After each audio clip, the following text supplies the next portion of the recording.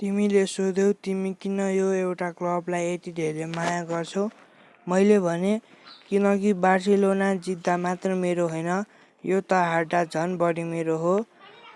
आजको 4-3 को नतिजाले हामीलाई फाइनल पुर्याएन होला, तर क्याम्प नाउको त्यो 60 मिनेट, ती 4 गोलहरू र हाम्रा खेलाडीहरूको त्यो कहिल्यै नथाक्ने जोस, यसैले त मलाई एउटा क्युरल भएमा गर्व महसुस गराउँछ।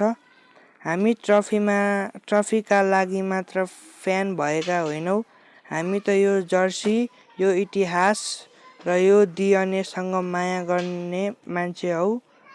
पहिलो लेगको 4-0 को पीडा बिर्सेर आज जसरी लड्यौ नि, त्यसैले भन्छ बार्सा इज ब्याक। जितमा ताली बजाउने त हजारौँ हुन्छन्, तर हारमा पनि भिस्कायल बार्सा भन्दै साथ दिने नै साँचो फ्यान हुन्। हाम्रो यात्रा आज रोकियो होला, तर हाम्रो विश्वास कहिल्यै रोकिने छैन।